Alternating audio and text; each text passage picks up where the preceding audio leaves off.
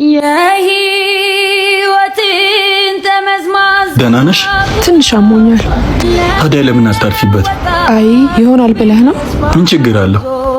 ምን ልበላ? እቁብም አለብኝ። እሺ ብትይኝ ሁሉ ነገር ይስተካከል ነበር። ቆይ ዝም በይ እንሰራለን። ቆይ እንደዛ ነው የምናደርገው። የዚህ ቤት ቡና ግን አሪፍ ነው ይመስለኛል። በዛ ላይ ልጅቷ ቆንጆ ነች። አንተ ነህ ሲጀመር የማይሆን ቦታ ይዘኸኝ የመጣኸው። እናት ነይ ውሃ አምጪልኝ። እሺ ነይ ሲጀመር ጣን የለውም። እሺ ይቅርታ አሁን አመጣለሁ። ነይ ኑሮንም ስኳርም የለውም። እሺ ይቅርታ ሁሉንም አሁን አመጣለሁ። አፍጥኙ ይሞላልኝ።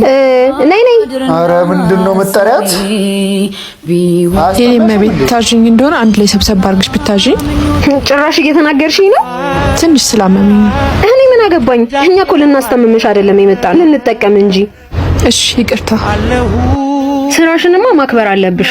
ለኛ ብለሽ ምትሰሪ ነው እንደሚመስልሽ? ይቅርታ የኔ መቤት ማጣትና ድህነት አንቺ ፊት አቆመኝ እንጂ እኔም ክብር ያለኝ ሴት ነኝ። እሺ ጭራሽ ልትናገሪ ነው እንዴ? ተረጋጊ።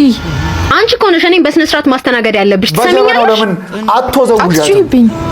ሲጀመር ቡና የምታፈሉ ሰዎች ወሬ ብቻ ነው የምታፈሉ። ስነ ስርዓት ይኑርሽ። ምንድነው የምታወሪው? ሰማሻት አይደል? ድህነትና ማጣት አንቺ ስር ዝቅ አረጋት እንጂ ክብር ያለኝ ሴት ነኝ ብላሻለች። ማነህ አንተ? ምን ተነካ? እኔን አልነካሽኝ። የሚሰራ ሰው ክብር ግን ነክተሻል። አልገባኝም። አንጀት ነው አውቃለሁ። ለሌላ ጊዜ ለማንኛውም ሰው ክብር ይኑርሽ። አንተ ደግሞ አስተምራት። ምንድነው የሚያክለው? አንተ ዝም ትለዋለህ?